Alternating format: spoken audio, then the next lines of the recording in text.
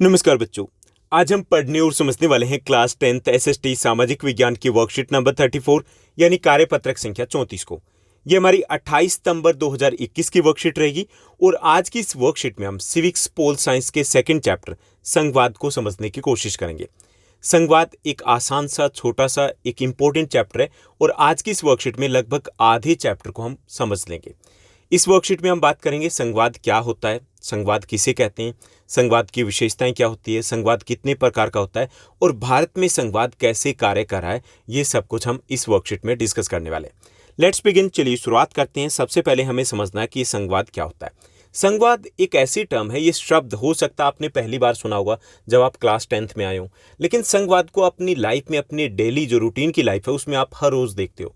आपके घर में भी संघवाद काम करता है, आपके स्कूल में भी संघवाद काम करता है। स्कूल में आपके प्रिंसिपल सर या फिर प्रिंसिपल मैम होंगे, ठीक। अब स्कूल के जितने भी बड़े डिसीजन होते हैं, इंपॉर्टेंट डिसीजन होते हैं, वो प्रिंसिपल सर या फिर प्रिंसिपल मैम लेते हैं। जैसे कौन सा टीचर किस क्लास का इंचार्ज बनेगा, कौन सा टीचर किस कमेटी का, किस क्लब का इंचार्ज बनेगा, कौन सी क्लास कहाँ पर बैठेगी, कब कौन सा फंक्शन होगा, कब एग्जाम होंगे, जो इंटरनल एग्जाम होंगे, ये सब कुछ डिसाइड करते हैं, डिसीजन लेते हैं आपके प्रिंसिपल सर या फिर प्रिंसिपल मैम। उसके बाद आते हैं आपके class teacher. Class teacher decision लेते हैं आपके क्लास के रिगार्डिंग, सीटिंग अरेंजमेंट क्या रहेगा, कौन सा स्टूडेंट कहाँ बैठेगा, अगर कोई स्टूडेंट है वो अब्सेंट रहता है तो क्या एक्शन या फिर रिएक्शन रहेगा, वो आपके क्लास टीचर डिसाइड करते हैं। डिसिप्लिन को मेंटेन रखना ये काम होता है आपके क्लास टीचर का, आपकी क्लास में, ठीक। उसके बाद आपकी क्लास में मॉनिटर भी होते हैं, क्लास लीडर होते हैं ना। क्लास लीडर होते हैं, उनका मेन फंक्शन होता है, इंपॉर्टेंट रोल होता है जब क्लास स्विच हो रही हो, यानी कि एक टीचर चला गया, दूसरा टीचर आने वाला है, तो जो ये 2 या 3 या 4-5 मिनट का टाइम होता है ना, उस वक्त क्लास में सब कुछ मेंटेन रखना सिस्टमेटिक तरीके से, वो काम होता है क्लास लीडर का। इसके साथ साथ जैसे मेरे स्कूल में होता है, काफ़ी स्कूल में होता होगा कि कभी कोई टीचर अगर लीव पे या मीटिंग वगैरह हो रही है तो उस टाइम वो जो क्लास लीडर होते हैं वो कोई टॉपिक है वो बाकी बच्चों को समझाते हैं एज ए टीचर, ठीक। और साथ ही साथ वो जो क्लास टीचर होते हैं उनके लिए वो सीबीआई होती है, यानी कि इंफॉर्मेशन अंदर की बात वही तो पहुंचाते हैं, ठीक। तो ये एक तरीके से 3 लेवल होते हैं सरकार के। जो प्रिंसिपल सर या मैम है वो सेंट्रल गवर्नमेंट है, ठीक। और जो क्लास टीचर है आपके वो स्टेट गवर्नमेंट है, और जो क्लास मॉनिटर है वो आपकी लोकल गवर्नमेंट है। हमारे देश में भी ऐसा ही कुछ है, सेंट्रल गवर्नमेंट है, उसके बाद जैसे अगर हम बात करें ऊपर सेंट्रल गवर्नमेंट है, ठीक, मोदी सर प्रधानमंत्री हैं, उसके बाद केजरीवाल सर हैं वो हमारे सीएम है, दिल्ली में आ गए, और उसके बाद आपकी लोकल गवर्नमेंट है, एमसीडी होगी ना। तो ऐसे ही आपके स्कूल में ये संघवाद है, 3 लेवल होते हैं। ऐसे ही आपके घर में होते हैं। कई बार आप अपने पापा को बोलते होंगे कि पापा मुझे ये चाहिए, इस बार बर्थडे पे मुझे ये चाहिए, आप अपनी डिमांड सामने रखते हो और आपके पापा बोलते होंगे बेटा मैं सोच के बताऊंगा। अब सोच के बताऊंगा इसका मतलब पता है क्या होता है? इसका मतलब होता है कि उन्हें परमिशन लेनी है, यानी कि घर में उनसे ऊपर भी कोई गवर्नमेंट है। अब वो आपके दादा हो सकते हैं, आपकी दादी जी हो सकते हैं, आपकी मॉम भी हो सकते हैं, कोई भी हो सकता है, ओके। तो वो सेंट्रल गवर्नमेंट है, आपके पापा बीच में स्टेट गवर्नमेंट है और आप लोकल गवर्नमेंट हो। तो ये संघवाद है, ठीक। संघवाद क्या होता है कि संघवाद एक प्रकार की शासन व्यवस्था ही होती है। क्या होती है? शासन व्यवस्था, यानी कि एक एडमिनिस्ट्रेटिव सिस्टम ही होता है। उसमें सरकार के 2 या 2 से ज्यादा सत्र होते हैं, बस इतना ही होता है। यानी कि ये क्या होती है? एक प्रकार की शासन व्यवस्था होती है, लेकिन उसमें गवर्नमेंट के 2 या 2 से ज्यादा लेवल होते हैं। अब इंडिया में देखिए 2 या 2 से ज्यादा लेवल है ना, central government, state government, local government. तो हमारे यहाँ पे क्या है? संघवाद है, ठीक। जैसे संघवाद है सभी देशों में नहीं होता। हमारे पड़ोसी देश नेपाल की बात करें या श्रीलंका की बात करें तो वहाँ पे सरकार का एक ही लेवल है, क्योंकि वो छोटे देश है। तो वहाँ पे राज्य ही नहीं है, राज्य नहीं है तो वहाँ पे स्टेट गवर्नमेंट नहीं है। लोकल गवर्नमेंट अगर है तो वो नाम की है। तो जहाँ पर गवर्नमेंट के 2 या 2 से ज़्यादा लेवल होते हैं तो उसको हम बोलते हैं संघवाद। जैसे हमने बेल्जियम की कहानी पढ़ी थी पिछले चैप्टर में, सत्ता की साझेदारी, आपने वो चैप्टर कर लिया होगा। तो उसमें जो बेल्जियम की कहानी थी उसमें क्या था? सेंट्रल गवर्नमेंट थी, उसके बाद जो स्टेट गवर्नमेंट थी, इसके अलावा कम्युनिटी गवर्नमेंट थी। तो वहाँ पे गवर्नमेंट के अलग अलग लेवल हो गए ना, तो वही संघवाद है, बस और कुछ नहीं है। इतना ही टर्म है कि संघवाद होता क्या। अब संघवाद की विशेषताएं क्या होती है, इसी में से विशेषताएं निकल जाएगी। पहली विशेषता ये होती है कि संघीय सरकार में सरकार के 2 या 2 से अधिक सत्र होते हैं, कम से कम 2 तो होंगे, ओके। संघ जो हमारी संघीय या फिर सेंट्रल गवर्नमेंट होगी, केंद्रीय सरकार होगी, उसके बाद स्टेट गवर्नमेंट होगी, अपने देश में 3 लेवल है, तीसरी हमारी लोकल गवर्नमेंट होगी, ठीक, स्थानीय सरकार होगी। तो पहली विशेषता ये होती है कि संघवाद में सरकार के 2 या 2 से अधिक सत्र होते हैं। दूसरी विशेषता ये होती है कि संघवाद में अलग अलग लेवल की जो गवर्नमेंट होती है उनकी शक्तियां संविधान के द्वारा निर्धारित होती है। यानी हमारी सेंट्रल गवर्नमेंट है, उनकी शक्तियां अलग है, स्टेट गवर्नमेंट है, उनकी शक्तियां अलग है, और लोकल गवर्नमेंट है, उनकी शक्तियां भी अलग है। किसने निर्धारित किया? हमारी संविधान ने निर्धारित किया, ठीक, स्पेसिफाई किया। ये हम इसी वर्कशीट में आगे समझने वाले हैं कि कैसी शक्तियों का बंटवारा किया गया है हमारे संविधान के द्वारा। तो दूसरी विशेषता ये होती है कि इसमें हर लेवल की जो सरकार होती है उसकी शक्तियां अलग अलग होती है। उसके बाद तीसरी जो विशेषता होती है, जैसे यहाँ पे दिया नहीं गया, मैं बता देता हूँ ताकि आपको आसान रहे अगर पॉइंट्स में लिखना हो। तीसरी विशेषता ये होती है कि इन सभी सरकारों के आय के साधन भी अलग अलग होते हैं। सोर्सेज ऑफ जो इनकम होते हैं वो अलग अलग होते हैं। यानी कि सेंट्रल गवर्नमेंट के सोर्स अलग हैं, स्टेट गवर्नमेंट के अलग हैं, लोकल गवर्नमेंट है उसके आय के साधन अलग हैं। यानी कि इनकी शक्तियाँ भी अलग है और आय के साधन भी अलग होते हैं। चौथी विशेषता होती है कि संघीय व्यवस्था में संविधान के जो मूल प्रावधान है, यानी कि जो संघ से संबंधित है, उनमें बदलाव कोई एक लेवल की गवर्नमेंट नहीं कर सकती। जैसे शक्तियों का बंटवारा किया गया, तो ये क्या है? जो संघवाद का मूल प्रावधान है, मेन तो उसी पे टिका ना संघवाद। अब उसमें कोई बदलाव करना चाहे तो अकेली सेंट्रल गवर्नमेंट नहीं कर सकती, अकेली स्टेट गवर्नमेंट नहीं कर सकती। इसमें जितनी भी सरकारें, यानी कि 2 लेवल की मेन सरकारें होंगी, तो मिल करके ही उसमें बदलाव कर सकते हैं। तो ये भी एक इंपॉर्टेंट फीचर दिया गया संघवाद का होता है, क्योंकि अगर ऐसा ना होता तो संघवाद में हो सकता है कि बहुत जल्दी जल्दी बदलाव आते या संघीय व्यवस्था कभी भी खत्म हो जाती, ओके, या एक सरकार अपनी मनमानी करना शुरू कर देती। तो इसलिए ये प्रावधान दिया गया। ये तीसरी विशेषता होती है। उसके साथ साथ चौथी विशेषता, एक और विशेषता मैं बताता हूँ कि ये जो सरकारें होती है, सरकार तो अलग लेवल की होती है, लेकिन एक ही प्रकार के नागरिक समूह पर शासन करती है। ऐसा नहीं है कि सेंट्रल गवर्नमेंट है, भारत सरकार है, उसके अलग नागरिक होंगे, या दिल्ली गवर्नमेंट है उसके अलग होंगे, ऐसा नहीं होगा। जैसे हम सभी हैं तो हम इंडियन गवर्नमेंट के भी सिटीजन हैं, हम दिल्ली सरकार के भी नागरिक हैं, हम स्थानीय सरकार के भी नागरिक हैं, यानी कि नागरिक समूह हमेशा एक रहता है। और पांचवी जो लास्ट विशेषता है कि संघीय व्यवस्था का उद्देश्य होता है देश की एकता को सुरक्षित रखना और क्षेत्रीय विविधताओं का सम्मान करते हुए एक समान विकास करना। आमतौर पे संघवाद यानी अलग अलग लेवल की जो गवर्नमेंट बनाई जाती है, तो उसका मेन उद्देश्य यही होता है एकता भी बनी रहे, एक समान विकास भी हो पाए, ठीक। इसीलिए ये राज्य सरकार को गठन किया जाता है। इसीलिए जो सेंट्रल गवर्नमेंट है उसके बाद शक्तियां लेकर के जो स्थानीय सरकार या फिर राज्य सरकारों को दी जाती है। तो ये इसकी 5 प्रमुख विशेषताएं। पहला, संघवाद में 2 या 2 से अधिक सत्र की सरकारें होती है, यानी कि 2 या 2 से अधिक लेवल होते हैं गवर्नमेंट के। दूसरी विशेषता, इसमें सभी सरकार जो होती है, सभी लेवल की गवर्नमेंट होती है, उनकी शक्तियां अलग अलग होती हैं। तीसरी विशेषता, इन सभी सरकारों के आय के साधन अलग अलग होते हैं। चौथी विशेषता, ये एक ही नागरिक समूह पर शासन करती है। पांचवी विशेषता, जिसमें संविधान में बदलाव है, जो संघ से संबंधित प्रावधान है उसमें बदलाव कोई एक लेवल की गवर्नमेंट नहीं कर सकती। और छठी विशेषता कि संघवाद जो संघीय व्यवस्था होती है, इसका प्रमुख उद्देश्य होता है देश की एकता को बनाए रखना, साथ ही साथ पूरे देश का एक समान विकास करना। ओके, तो ये हो गया हमारा संघवाद की क्या होता है और उसकी विशेषताएं क्या होती है। अब जो संघवाद होता है उस सरकार को हम बोलेंगे संघात्मक सरकार। ऐसी एक एकात्मक सरकार भी होती है। उन दोनों में अंतर क्या होता है? जैसे संघात्मक सरकार कहाँ होगी? जहां पर 2 या 2 से अधिक प्रकार की सरकार होगी, और एकात्मक इसके ऑपोजिट होगी। तो चलिए दोनों में अंतर हम स्पष्ट करते हैं। जो संघात्मक सरकार होती है उसमें 2 या 2 से अधिक सत्र होते हैं सरकार के। जैसे भारत में है, सेंट्रल गवर्नमेंट है, स्टेट गवर्नमेंट है, लोकल गवर्नमेंट है। पाकिस्तान में भी ऐसा कुछ है, ऐसा ही बेल्जियम में है, ऐसा ही स्पेन में है। ओके, तो ये क्या, यहाँ पर ढांचा है वो संघात्मक ढांचा है, ठीक। अब जो एकात्मक ढांचा क्या होता है? जो एकात्मक सरकार होती है वहां पर सरकार का केवल एक ही सत्र होता है, यानी कि एक ही लेवल होगी, सेंट्रल गवर्नमेंट होगी। नेपाल में है, श्रीलंका में एक ही लेवल है, भूटान में एक ही लेवल है, तो वहाँ पे एकात्मक सरकार है। वहाँ पे राज्य सरकारें हैं नहीं। क्यों नहीं है? क्योंकि ये छोटी इकाइयाँ, जरूरत ही नहीं है उनको राज्य बनाने की, छोटा सा तो है। जैसे यूपी है, अगर हम तीनों को मिला दें, नेपाल को मिला दें या भूटान श्रीलंका को मिला दें, तो यूपी जितने तीनों मिलकर के नहीं होते, इसलिए वहाँ पर राज्य की आवश्यकता ही नहीं है। तो वहाँ पर सरकार का एक ही सत्र होता है, जबकि संघात्मक में कम से कम 2 या 2 से ज़्यादा सत्र होते हैं, ठीक।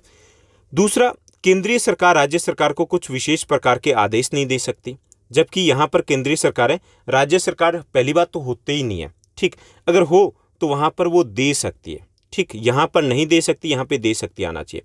अगर वहाँ पर नाम मात्र की सरकार होगी, क्योंकि जो राज्य सरकार अगर होगी भी तो उनके पास शक्तियाँ नहीं होगी। यहाँ पर ऐसा नहीं है। यहाँ पर संघात्मक सरकार में क्या होगा? यहाँ पर राज्य सरकार है, उनके पास अपनी शक्तियाँ होगी, और जो अपनी शक्तियाँ होगी उसमें सेंट्रल गवर्नमेंट उनको ऑर्डर नहीं दे सकती। तीसरा, यहाँ पर राज्य सरकारों के पास अपनी शक्तियाँ होती है, जबकि यहाँ पर राज्य सरकारें अगर होती है तो उनके पास अपनी शक्तियाँ नहीं होती है। एकात्मक शासन व्यवस्था में एक ही मुख्य सरकार होती है, वो होती है सेंट्रल गवर्नमेंट। यहाँ पर जो संघात्मक शासन व्यवस्था होती है मुख्य तौर पर बड़े देशों में होती है, विविधता वाले देशों में होती है, जबकि जो एकात्मक शासन व्यवस्था होती है वो छोटे देशों में होती है।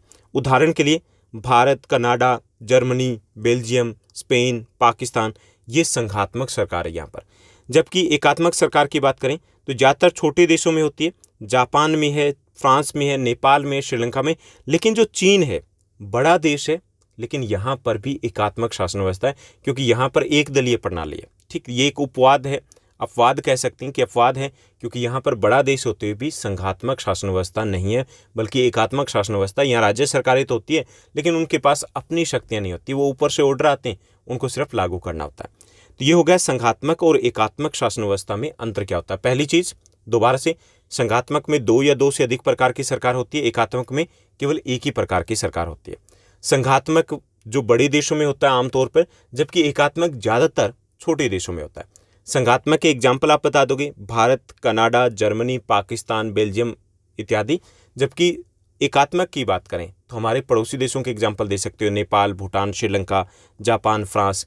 चीन इसका अपवाद है, जो बड़ा देश है लेकिन वहाँ पर एकात्मक शासन व्यवस्था है। ठीक, तो ये हो गया कि संघात्मक और एकात्मक सरकारों में क्या अंतर होता है। उसके बाद दिया गया संघात्मक के प्रकार। जो संघात्मक शासन व्यवस्था होती है उसके 2 प्रकार होते हैं, 2 प्रकार के संघ हो सकते हैं। एक तो होता है कमिंग टुगेदर फेडरेशन, एक होता है होल्डिंग टुगेदर फेडरेशन।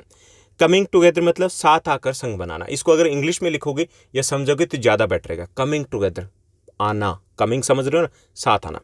अब कमिंग टुगेदर क्या होता है कि जब 2 या 2 से अधिक स्वतंत्र देश हैं वो साथ आकर के एक बड़ी इकाई का गठन करते हैं।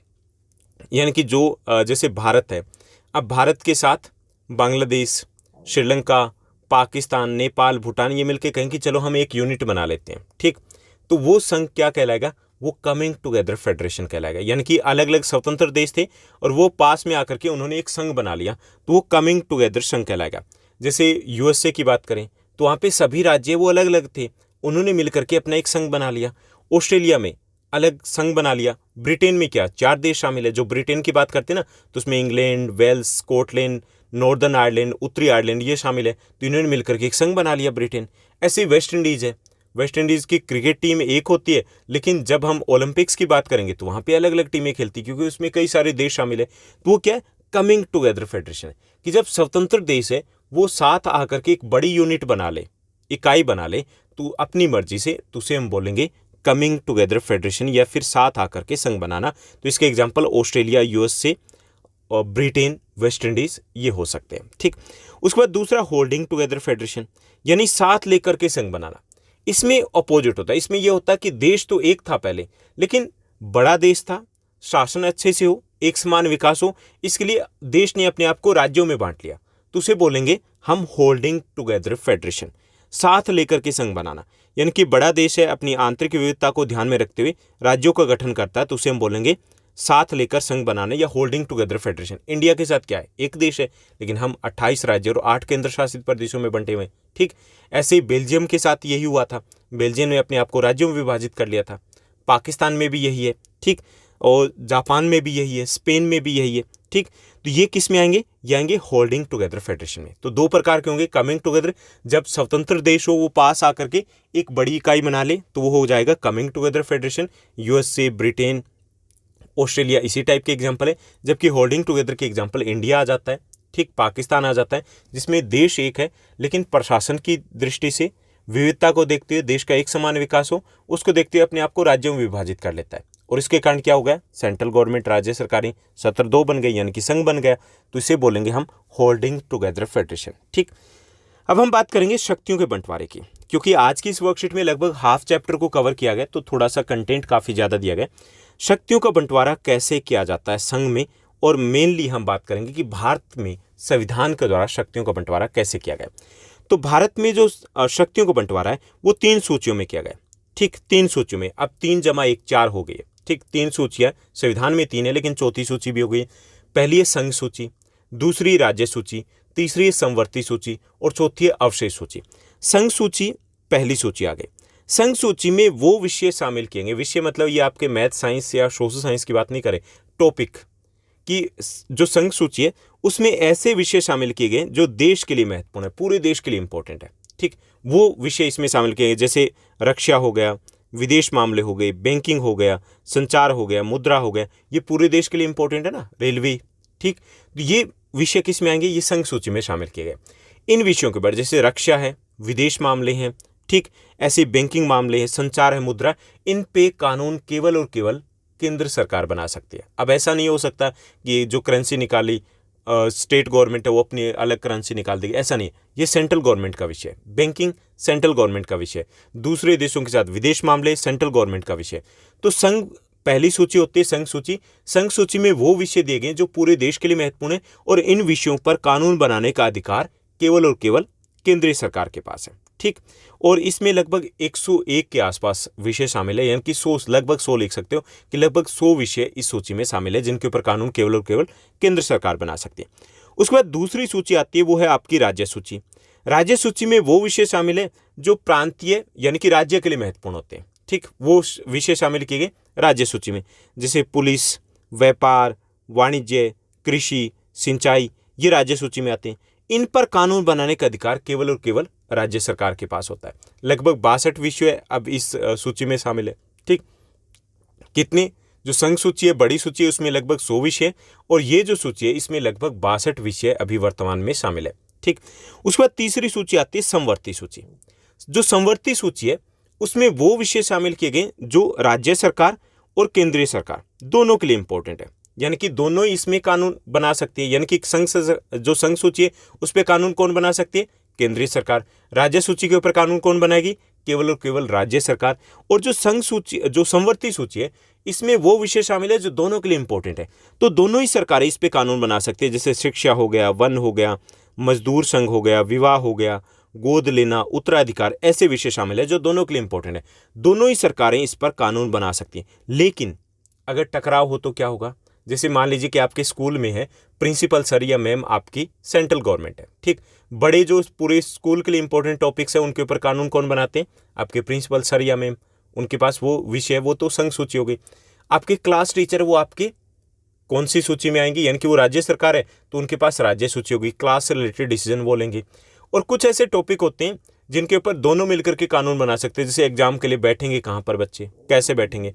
मान लीजिए कि प्रिंसिपल सर कहते हैं कि इनको कॉरिडोर में नहीं बिठाना है, आपके क्लास टीचर कहते हैं कि कॉरिडोर में बिठाना है, किसकी चलेगी, प्रिंसिपल सर या मैम की चलेगी। ऐसे ये कि जो समवर्ती सूची है उन विषयों में अगर कानून बनाने को लेकर के टकराव हो जाए तो केंद्र सरकार के द्वारा बनाया गया कानून है वो मान्य होगा। ये होगी तीसरी सूची। इसमें लगभग 50 विषय शामिल है, 52 विषय वर्तमान में, तो लगभग 50 कह सकते हो। यानी कि पहली में जो आपकी संघ सूची है उसमें लगभग 100 विषय शामिल है, दूसरी में लगभग 60 विषय शामिल है, और तीसरी जो सूची है उसमें लगभग 50 विषय शामिल है। मोटे तौर पे आपके पास आइडिया होना चाहिए। उसके बाद एक और सूची है, वो है अवशेष सूची। ठीक, अवशेष सूची क्या है कि अगर कोई विषय इन तीनों सूचियों में शामिल नहीं है तो वो किस में आएगा, वो अवशेष सूची में आ जाएगा ऑटोमेटिकली।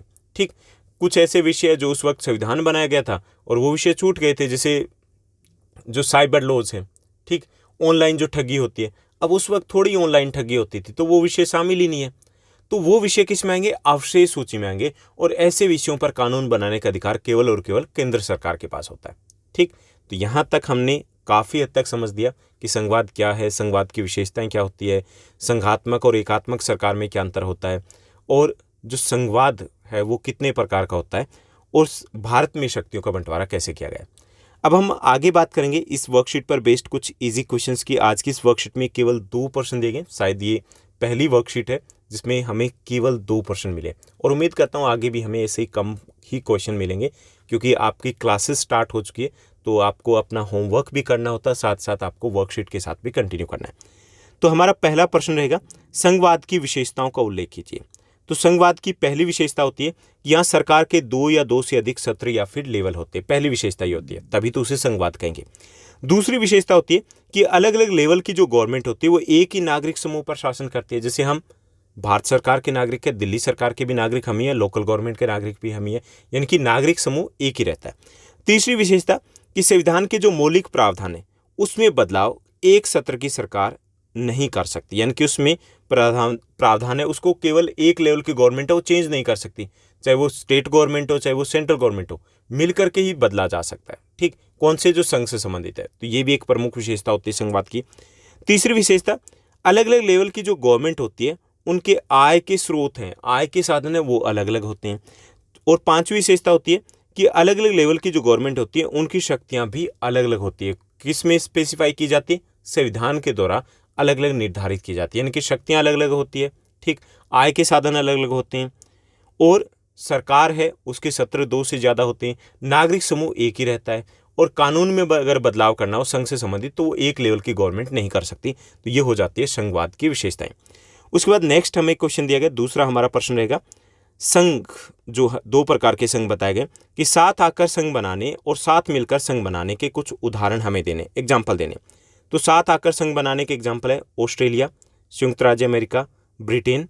ठीक, यानी कि ये स्वतंत्र देश थे, इसमें उन्होंने मिलकर के एक संयुक्त देश बना लिया। ऑस्ट्रेलिया भी इसी प्रकार का देश है, संयुक्त राज्य अमेरिका भी इसी प्रकार का देश है और ब्रिटेन भी इसी प्रकार का देश है।